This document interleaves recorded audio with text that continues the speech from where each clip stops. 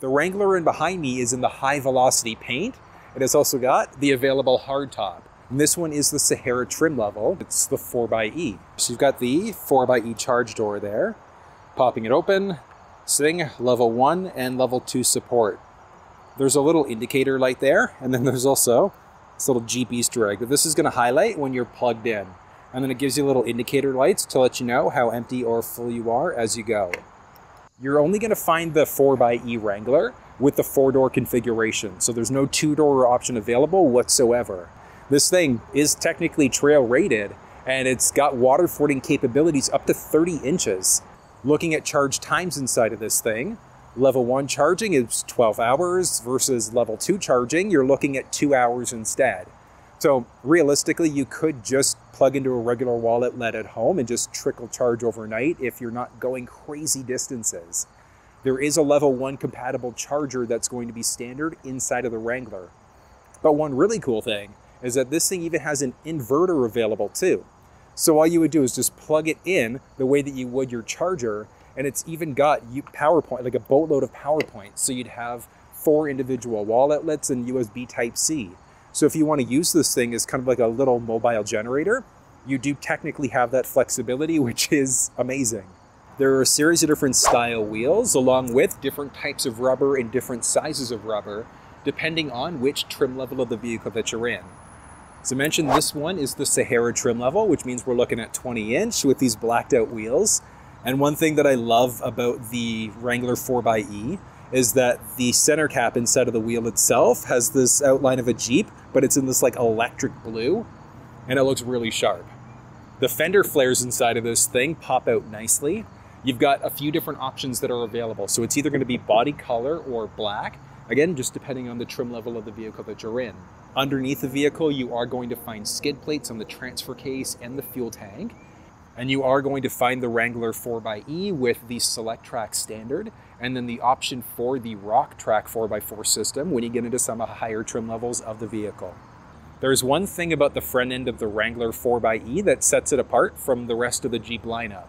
It's surprisingly just the tow hooks that are painted this electric blue instead of the traditional black that you're going to find for the majority of the Wrangler lineup.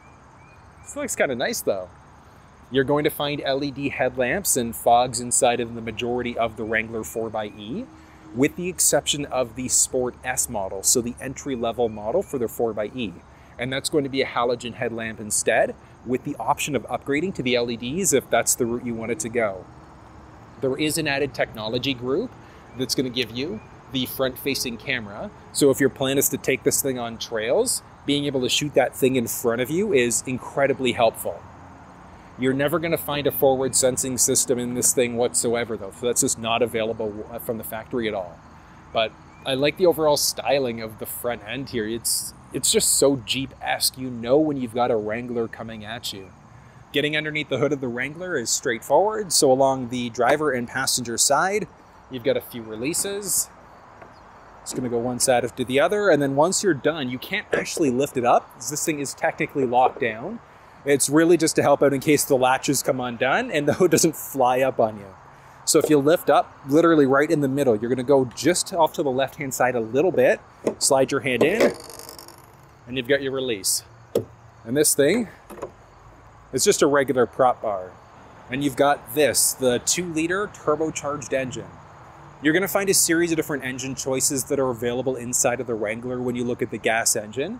But the 4xe is strictly going to be this 2-liter turbocharged engine. It's paired with a 17 kilowatt hour battery though too, which is just underneath the second row seats. And that gives it a combined horsepower torque rating of 375 horsepower and 470 pound-feet of torque, which is pretty dang respectable. And because this is a plug-in, you've got pretty decent range out of it. So it's 35 kilometers or 21-mile range when you're fully charged up. I've stressed it in a lot of my videos, and I'm going to continue stressing it again. Make sure you're at least taking your vehicle in for regular oil changes, but regularly scheduled maintenance as well. So you want to make sure you're maintaining the manufacturer's warranty, which is actually pretty respectable in the Jeep world, with the hybrid components being covered for a little bit more than the traditional powertrain. But with the cost of these things, you definitely want to make sure regular oil changes, but that regularly scheduled maintenance just means that you're going to get the best possible life out of your ride. Taking a peek at the key fob for the Wrangler 4xe. So typical Jeep styling with your Jeep logo along the back.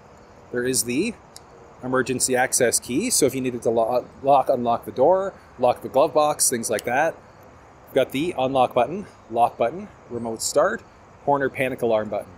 So in order to remote start this thing, all you're going to do is press the circle button twice. You don't have to worry about locking the door first, but if you go 1, 2, and hold, there we go. It is technically started up there. And then in order to cancel the remote start, you just press that circle button again once, and that's canceled the remote start. But this thing does have the blind spot monitoring system, and then it's also a heated side view mirror on top of that. The doors inside of this thing, you can push the button there if you wanted to be able to lock, or just slide your hand in order to unlock. But along the door itself, it's pretty basic and plain because you could pop the doors off. But the basics here: handle, side view mirror control, and then you've also got the unlock and lock buttons, little handle, and then a little bit of netting on top of that. On the inside, there are switches, a series of different ones. So this one's going to be figuring out what's going on with your running lamps. I always just recommend keeping it in the auto mode, button for your fog lamps, and then a switch in order to increase or decrease the brightness of the media screen or of the cluster screen. This is going to be the release for the fuel door. So because this is the 4xe, it is the locked system. And then there are 3 individual buttons down here on top of that. So this is essentially going to be in hybrid mode. So the vehicle figures out when you're going to be in gas or electric, and it switches on the fly. This is going to be in electric only mode, and this is going to be a gas only mode. So that means that it's essentially going to save up essentially saving your electric. So if you wanted to charge the battery up using regenerative braking as you drive, etc., you'd go into your eSave mode instead. Got a little speaker down there. Steering wheel inside of this thing is going to be a manual telescoping, and that's the same way across the entire Wrangler lineup. The seats inside of this thing are nice. Now this is the upgraded McKinley leather seat you're going to find inside of the Wrangler. Nice Sahara badge in the middle, but you would typically find cloth seats inside of it. So it's going to be cloth, leather, or Napa leather inside of the Rubicon X. Along the side, power seats inside of this one. So you can adjust the backrest, move it forwards, backwards, move the entire seat forwards, backwards, up, or down. And then there's also 4-way lumbar support on top of that.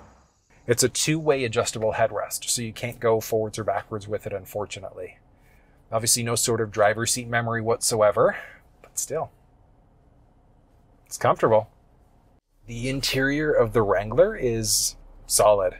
I love the new highlights that you've got with the 2024 model, like the slightly upgraded cluster screen, but the big one is going to be the brand new uConnect 5 infotainment screen. I think it looks incredible, especially when you look at the previous gen uConnect 4. This is just like a complete night and day upgrade.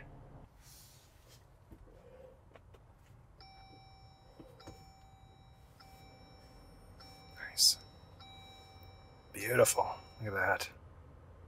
Love the new uConnect 5 screen inside of this, but the steering wheel inside of the Wrangler, nice, premium. I like it. You do have the option for a heated wheel. It's just off to the side there, so you can button press in order to turn it on. But some basics. The pad on this side lets you navigate through the cluster, answer or hang up on a phone call. There's a voice command prompt. And then these are the buttons for the adaptive cruise control system. So you toggle it on, set, increase, decrease as necessary. So it's a very straightforward system there. The cluster inside of this is really nice. There's one thing that's unique to the Wrangler 4xe, and that's along the side there. So you can see what amount of power that you're using and how much the vehicle is charging as you go. So we are essentially in hybrid mode. So the vehicle is going to determine if we're in the gas or the electric mode. You can go purely electric or the eSave mode, which means that you're strictly going to be forcing the gas engine to come on.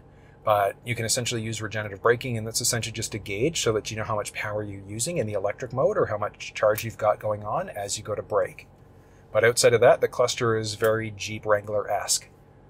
One thing that I love about the steering wheel inside of the Jeep lineup is that just behind both the left and right side, you've got a series of buttons. So this one here is going to allow you to seek. So you can also do a press and hold if you wanted to seek that way instead. And then you can also jump in between all of your different presets there. So you're going up and down between presets. Along the right-hand side, up and down is your volume rocker. So you can adjust your volume that way. And then you can also push the button in the middle there if you wanted to jump between different sources, so like AM, FM, Sirius XM, whatever the case may be. So it's essentially whatever sources are available. But that's all through the rear side on the left and right of the Wrangler steering wheel. This is the new uConnect 5 screen you're going to find inside of the Jeep Wrangler. There are technically two different options available. It's either going to be one with navigation or one without. The one without factory navigation is technically standard in the lower trims, and then with factory nav is going to be optional or standard in some of the higher trims of the vehicle. But let's walk through. I'll show you what you need to know. So this is going to be your basic home screen. You've got media button, comfort, and a few others, so you can go directly through the outside.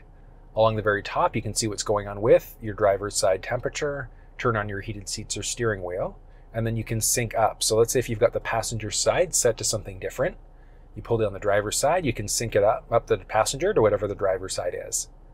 You've got this button along the top in order to add in profiles. One really nice thing about adding in a profile is that if you've got multiple people driving, it's going to remember all of your settings. If you're the only driver, here nor there, but if you've got multiple people driving, very useful setting. There's a valet mode, and what that's going to do is lock the screen out after you enter in a PIN. So useful if you're dropping your vehicle off for service, you're concerned about privacy, whatever the case may be. You can see what the outside temperature is if you're currently connected to Wi-Fi, and then you've got a button press there in order to change the date and time, look at your rear view camera, look at your profiles, notifications, look at Alexa, device manager, and things like that. What station's currently playing or what song, etc. And then you've got your passenger side controls on top of that. Moving back home, this is going to be your typical home screen. So you've got your factory navigation that you can go and shoot across full screen, or your radio that you can go full screen on as well. If you swipe to the side, you can also add in your own widgets. So let's say if you're a big fan of having certain things, like because this is the 4xe, let's say if you want to have your power flow on there, along with, let's see, what else would we want? Maybe schedule summary. There we go. So you've got your basics there, but you can add in another page now. So let's say if you wanted another one with another dual layout, you can add in that page. Once it loads up, should take a second. Perfect. Let's add in a widget. And maybe for this one, you want to have, I don't know, maybe your vehicle pitch and roll. And then you also want to have your seats and wheel. So you can essentially create whatever screens that you want to on this thing, which is kind of neat.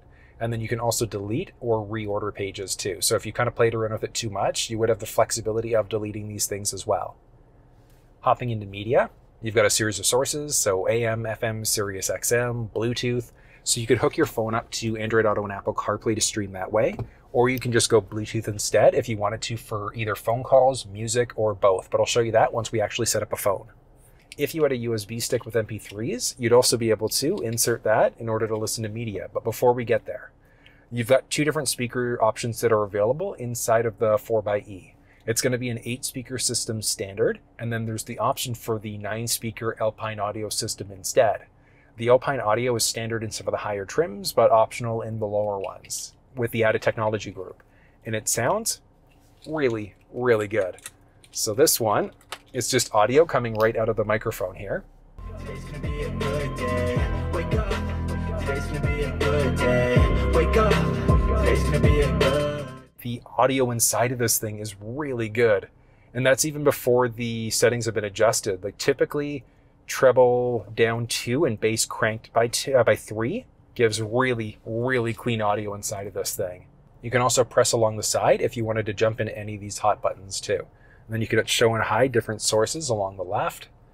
You can see what's now playing, browse. So if you're new to an area, you're not sure what stations you can listen to, these are all of the available options for each source. So if you were in AM instead and you go to browse, that's going to give you all of these options that are available. Same idea, Sirius XM, you navigate through and you can browse all different stations that are available. You've got your category views and see everything that's available there. Got audio settings, so you can tweak out your balance and fade. So if you're the only one driving or in the vehicle, versus centered out, change out the bass, mid-range, and the treble. Usually I recommend like bass cranked by 3, mid-range stuck, and then your treble at -2 gives you pretty good audio. Speed adjusted volume, as you go faster or slower, it's going to automatically adjust the volume for you. If you're on, big one would be Sirius XM, so you can start a song over, but there are a few other ones along the side there. So if you push the one along the top that takes you to all of your Sirius XM settings, big one here is going to be listener settings. So if you wanted to allow notifications, block explicit content, reset your history, things like that. But you could also, if you like a song, you can also get a notification there. So can't set notifications just because of the song that's there. There we go. Yeah, the song was just about changed, but we can add in a notification now. So if a song comes on or an artist comes on that you like, you can save song or artist. Big benefit there is that if it starts playing again, it's going to give you a notification to let you know. You can also see all of your different presets along the bottom. So you can go all presets to see which ones you've saved so far. You could also max out and give yourself a number of other presets, but if you wanted to save one, it's straightforward. So on this preset page, you could push if you want to, and that's going to save the station that you're currently on. But let's say if you wanted to save another station, just tune to whatever station you want, and then you're just going to press and hold, and that saves it that way instead. Moving into comfort settings, so you've got a series of different climate settings down the center stack, but you've got some different ones along the inside here, and just graphically laid out nicely. So do you want the fan going to your windshield face feet? Do you want to turn on your heated seats? Heated steering wheel, yes, no, max AC, etc. You can sync up the driver to the passenger side. You can adjust your fan speed by dragging and dropping, auto or air circulation. This thing does have factory navigation. Very nice, pinch to zoom capabilities. You can go this way as well. You can easily search for addresses on top of that. So a few different ways that you can search. Like if you wanted to search by point of interest icons, you could do that. So let's say if we wanted to go to like a Tim Hortons, give yourself a second, and then it's going to search. So you can see there, gives you a few options. But let's go to one that's further away. And you've got a few options here. So you can add it as a favorite. You could use it as a starting point, search, or look at more information about the address, or just hit drive. And when you do that, it's going to give you a few different options in order to get there. So you can just select whatever one you want, and then just hit drive. And there you go. So you can see some options along the bottom. So you can see what parking's available, gas along the way. You can do a full route overview. You can also find an alternative route. You can avoid certain things, avoid part of route. You will speed arrive traps. at your destination at 2:24 p.m. You can route different ways as well. So there are a ton of options available. But let's say if you wanted to have the fastest, shortest, and the most eco-friendly route, you can avoid things. So if you didn't want to go on a toll road or ferry, whatever the case may be, and then you can also send your destination to your phone as well. Button press to get back to the map. You can end it along the side. Let's end. And it's that simple. You can also search by GPS coordinate. So it's latitude first, longitude second, if you wanted to search that route. Is that the basics there? Yeah, that is just about everything. Other options, so you can search. You can add in a home or a work address. One of the big benefits there is that you can push the voice command prompt on the steering wheel, and then you can say navigate home, navigate to work, Cancelled. whatever the case may be. So there are a lot of options that are available. Moving into settings, you can show different things. You can configure your map view. So if you wanted to have it auto zoom, so as you get closer to obstacles, does it zoom in or zoom out? Sounds and alerts. So if you want to have cameras showing, if you want the vehicle to tell you when you're speeding, if there's a traffic jam coming up, you can essentially say what alerts you do or don't want inside of this thing. So many settings. Honestly, there aren't too many crazy ones that I'd really recommend diving into. Next up, adding in a phone. So as of right now, you can see that no phone is connected, and it's very straightforward in order to add in a phone. So on your phone, all you're going to do on the device, you're going to hit yes, and we're looking for uConnect with a crazy long name, but we could adjust that. I'll show you how it's done in just a second. Pins match up, so yes and pair. Do you want to allow contacts and favorites to sync up? I'm going to say don't allow for now. Okay, there we go. So you can see there that we're fully connected, and we do have the option of setting up wireless Apple CarPlay. So let's hit use CarPlay. Okay. Follow instructions on the device. So as of right now, we're just waiting for it to flip over to CarPlay. Show we connected? Ah, there we go. We're fully connected. Would you look at that? So you can see there you've got whatever map application was last opened up. You can also see what's going on with whatever you've been listening to last on your phone, and then you've got like a miscellaneous app. Along the side of CarPlay, you can see what time it currently is. You can see what battery percentage you've got left, what map application you've got opened up last. No pinch to zoom capabilities, but you could do like a drag and drop.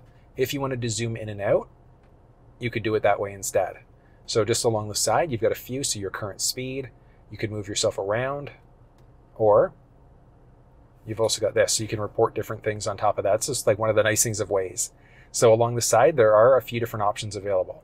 If you push the button along the very bottom there, that jumps you between either this home screen or this icon screen instead. And then, like I said, along the side, it's which map application was opened last. So let's say if we open up Apple Maps instead, so you can see there, Apple Maps is opened. No pinch to zoom capabilities, unfortunately, but you can search for destinations, look at previous destinations, change between different modes, increase or decrease that way, move yourself around. Or you can jump into Google Maps and same idea, you can search for addresses, you could change out your route options and a few other things. This is whatever audio application was open last. So if you were listening to podcasts, if you were listening to other things, that would essentially be whatever audio was opened up last instead. And then you've got whatever miscellaneous app was opened. So it's straightforward. Now if you hit CarPlay along the side, you can launch your uConnect phone or go to your device manager. And then device manager, you can see there, currently connected to CarPlay.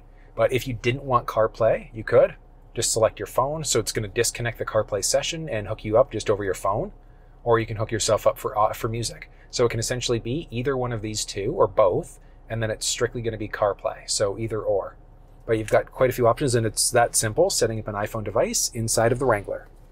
Setting up an Android is the exact same process. So if you weren't on this screen, like let's say if you're on the home screen instead, you just tap phone, but I've got the iPhone that's currently connected. So you're going to go just device manager along the bottom, and that's going to pull you up to this screen instead. So all you're going to do, add device, and on your phone, you're going to scan, and you're looking for that uConnect name. Pins match up, so yes and okay. Do you want to connect to Android? So I'm going to say no to contacts and messages, but I want to say yes to Android Auto.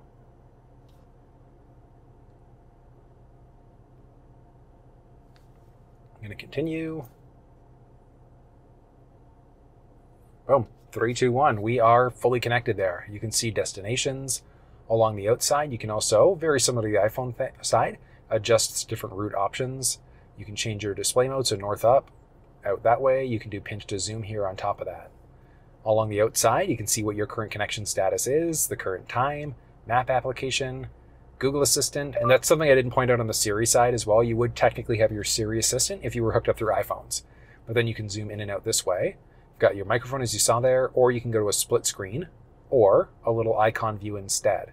So you can jump back to the uConnect main screen, or go to any of these other options. So not quite as much flexibility as you saw on the iPhone side of things, but still is nice you've got these available.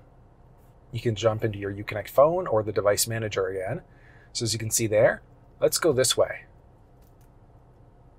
So let's say if you wanted to have one phone connected to phones to make phone calls and the other one for music. So you can kind of set it up. So it's essentially any one of these four, but you can be set up to either Android Auto or Apple CarPlay. It's not both of them. So it's either going to be Android Auto, Apple CarPlay, or it's a mix of the four of these things here, which is kind of neat. And then if you wanted to delete a device, you could go this way. You could also make it a favorite. So if you've got multiple phones connected to the vehicle, you can select whether or not it's a favorite. You could disable the phone, disable the Bluetooth audio, you can disconnect it, or you can fully remove it. And that leaves us with the Samsung, and same idea. Multiple phones connected, we could change it out. You can go to charge only mode, disconnect, or fully delete. So 3, 2, 1, and you're fully deleted. And it's that simple setting up Android and iPhone devices inside of the Wrangler. Next up, hopping into vehicle settings. Now the big one, because this is the 4xe, is going to be this e-hybrid mode. So you can see there, as of right now, because we're in the eSave mode, that means that the vehicle is going to be forcing charge to go to the actual battery itself. So you can see there what's going on and how much is currently being used. You can see driving history. So as you go to drive, it's going to tell you how much you've driven inside of your electric range. And then you call out like how much power you've gained by regenerative braking. And that's one nice thing, because you could plug in order to charge this thing up. You can just have it in the eSave mode, so the gas engine is going to be charging it up, or as you regenerative brake, it's going to charge up the battery as well. This is neat. You've got 3 individual schedule modes here. So pushing the arrow along the side gives you the option of doing one of 2 things. Let's deselect. So you've got 3 options. You can set your charge. So let's say if you want to charge just when it's going to be cheap electricity rates, so like 9 o'clock p.m. until, I don't know, let's say it's 6 o'clock a.m. So what that means is that from 9 until 6, you're going to charge up, or you can charge until full. And then what days of the week are you charging up? So let's say if you're going to get cheap electricity rates Monday, Tuesday, Wednesday, Thursday, and Friday, between those times, you can charge up at any point in time there. So what we're going to do, let's say yes to this and save that as one schedule. You can then go into a secondary one, and let's say you want a charge schedule for any time full, and that's going to be for your weekends. So Saturday and Sunday. Back and yes, and you can see there. You're going to charge from 9 until 6, Monday to Friday, charge from Saturday and Sunday at any time until you're full. And then if you hop back inside, you can even set your climate schedule. So one cool thing is you're essentially preconditioning your cabin if you want to. So what time do you normally leave at what time of the day? So let's say if you normally leave at 9 a.m., you can have it set up so that your climate's automatically going to come on. It's essentially going to precondition the cabin for you when you hop inside. Really, really nice. And then you've got 2 different modes. So either battery save or your battery charge mode. So battery save essentially is going to be as you go to brake or as you go to drive, versus battery charge mode means that the electric battery is never going to come on. It's essentially going to use the engine in order to recharge the battery as you drive, and then regenerative braking and things like that. But I know quite a few options there, but that's the basics of the e-hybrid system. Next up, you've got dashboard with off-road pages. So you can see what's going on with your current steering angle, accessory gauges, vehicle pitch and roll, so you can see what angle you're on, and then the front-facing camera as well. You can go front-facing versus rear-facing camera there, which is kind of cool. I like it. It's nice. I love the front-facing camera. Very, very useful. Moving back to controls, auto-dimming rear-view mirror. You can toggle off or hot button press to get into your cameras, or a series of different settings. So this is going to be your basic display. Do you want to be in Spanish, English, Italian, or French? Different display modes. So as of right now, it's in auto mode, but you can manually adjust the brightness. Different themes. So if you wanted to change out the basic look, so this is the dark mode, which I love. You can go into a light mode instead. Ooh, she bright. Or you can go into an auto mode. That one's really a matter of personal preference. I just really prefer to have this lighter mode instead, or the dark mode instead. I really love the look of it. Matter of preference. There's a touchscreen beep available. And then from there, you've got my profile. So if you've got a unique profile that's been set up, when you're in the actual vehicle screen there, what do you want your profile settings to be? So it's the exact same, well, pretty much the exact same as what we saw on the display, but this is for your own unique profile instead. Safety and driving assistance, big one there. So you've got your reverse sensing system volume. So as you go to back up, is it low, medium, or high? You could actually toggle the system off down the center stack if you want to. Blind spot system. Do you want to have nothing come up on your side view mirrors? Do you want your lights to come on? Or do you want a light and a chime when somebody's entered the blind spot on either side of the vehicle? Hybrid electric mode. Nothing crazy there. You can change out the date and time. Any of these things might be grayed out. If you're in, there we go, that's what I'm looking for, sync by GPS mode. So when you're in auto sync mode, it grays out different options. But if that mode's turned off, you can set the time yourself if you want to. Yeah, the time was even off there. Nice. So you can see there, it's adjusted the time to what it should be. You can look at phone and Bluetooth manager, so hop back into your device manager. Do not disturb, enable 2 phones, and also have your phone pop-ups display in your cluster screen. Voice options, so when you press the voice command prompt, this is the command prompt. Cancelled.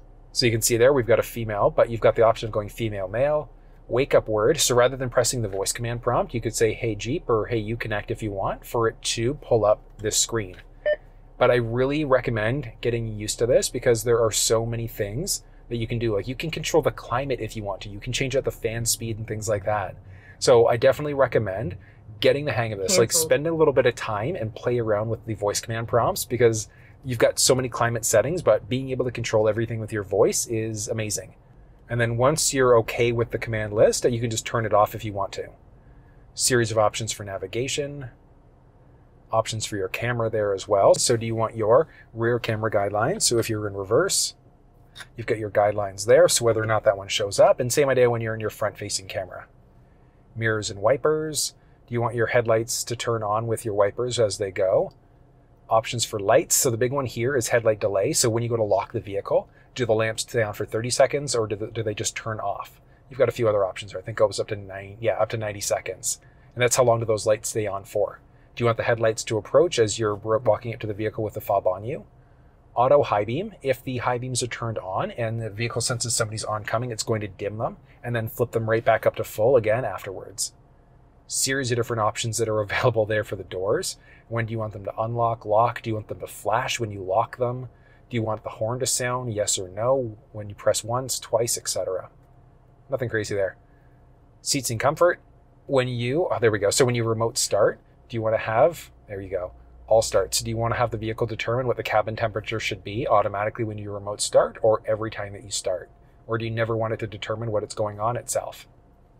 When you turn key off options, which we've already seen some of these, audio settings, which we've already seen, notifications, whether or not those are available on the vehicle, Sirius XM setup, you can block explicit content or go into your account, software updates, system information, and do a reset of a bunch of things. So if your radio's giving you issues, you can reset that.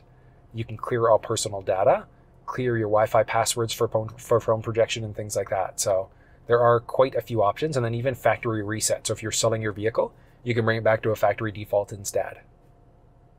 That's about it. Next up is going to be your app screen. So there are two different ones, so either favorites or all. And this one essentially is going to be like a hot button press in order to get into some of these other options. So you get a hot button press in order to get into your electric mode, or you can look at all of the different settings that are available. So these are the ones that are available for your media, for comfort, navigation, phone, etc. So you could have any of these essentially as like one of these hot button presses instead. So let's say if you wanted to save this as a favorite, you can do that. Your rear camera, add it as a favorite. So rather than fiddling through all of your different screens, you could just now hit apps, and then in your favorites, you could go forward camera. Boom, clear your glass, exit out of that. If you didn't want Android Auto, we can get rid of that. You didn't want Alexa, we could get rid of that as well. So you can kind of customize your favorite screens based off of the different settings that are available inside of the vehicle. You have your volume rocker, tuning rocker, series of basic climate control settings. So this thing does have dual zone climate control. Figure out what's going on with your fan speed. Very straightforward. Moving down, there's a 12-volt power point.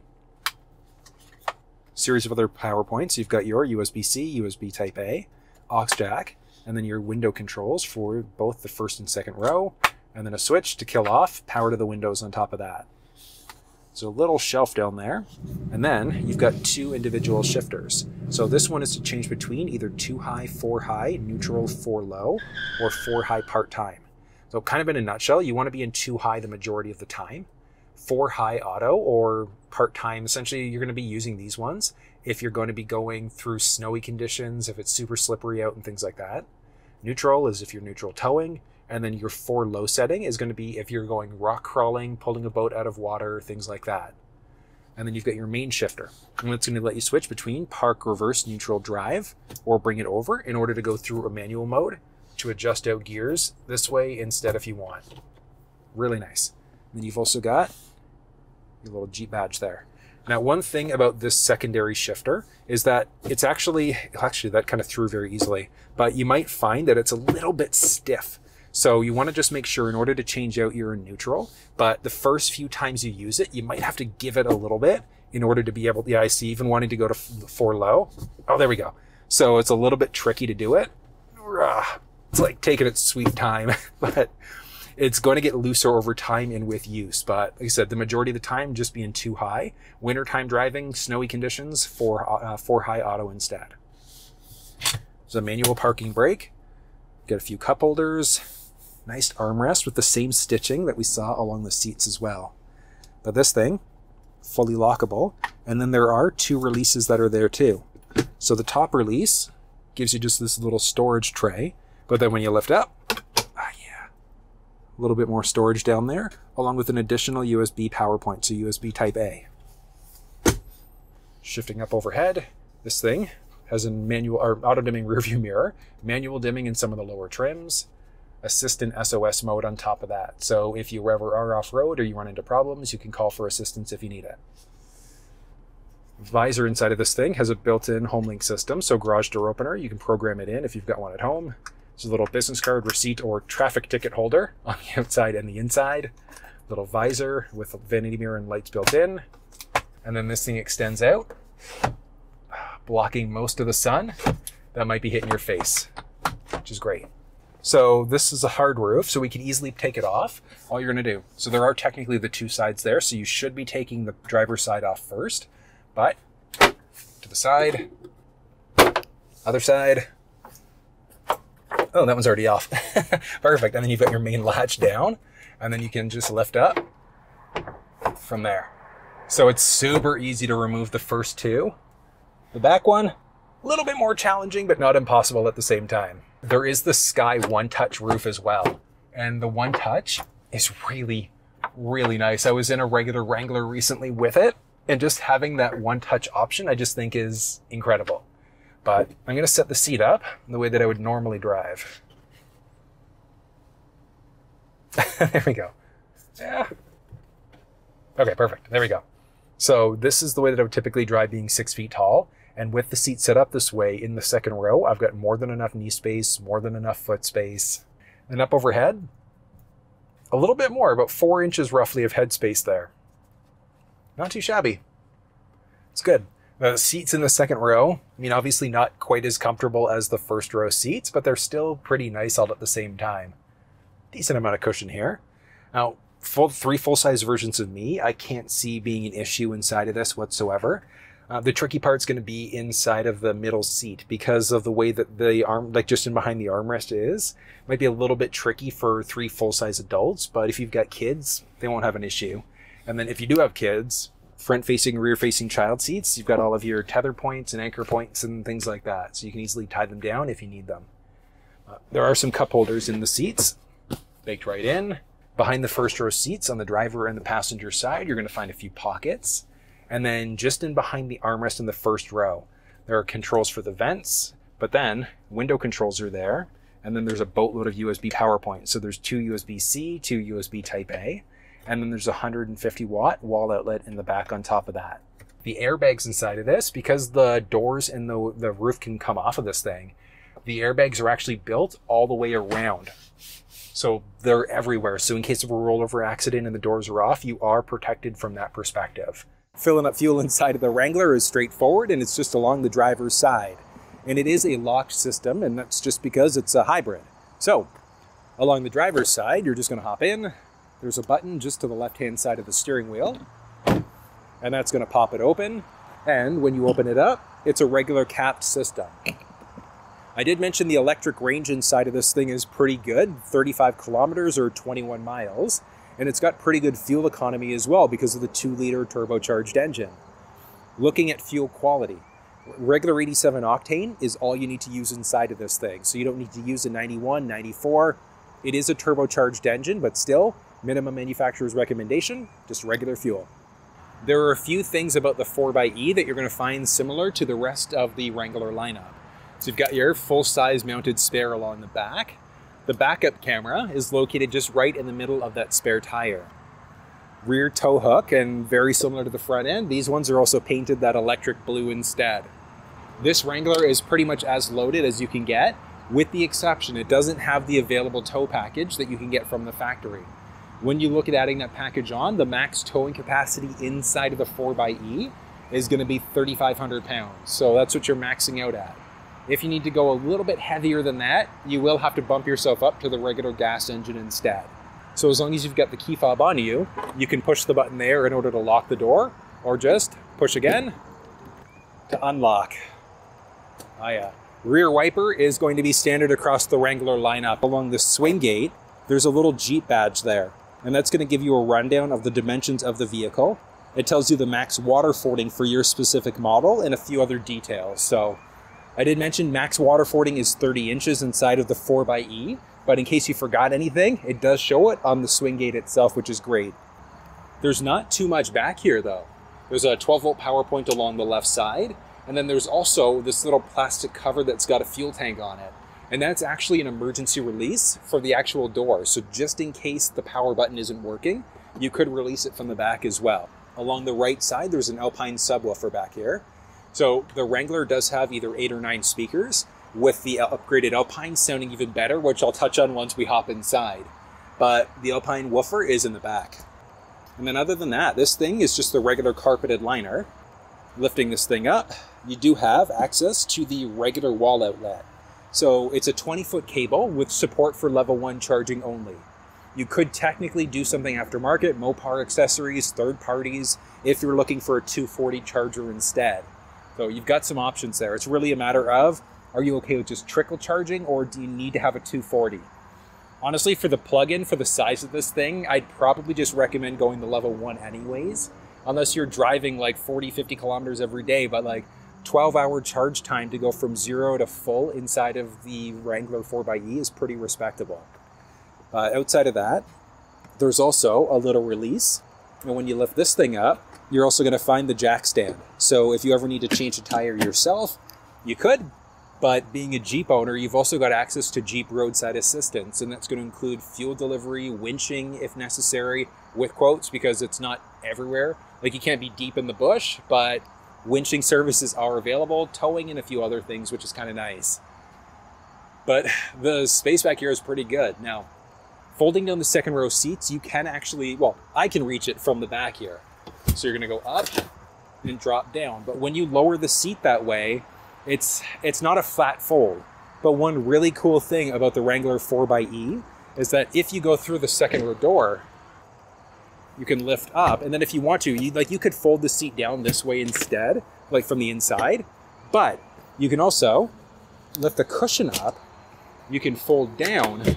And when you do that, it gives the seat a flat fold. It is really cool. So there are 2 different ways that you can fold down the seats. It's not a complete flat fold, just because of the way that the seats sit. There's a little bit of a lip there. But I mean, even still, there's plenty of cargo space back here. And that was everything you needed to know about the 2024 Jeep Wrangler 4xe. Hope you learned a thing or two, but if you have any questions, drop down in the comment section below and let me know.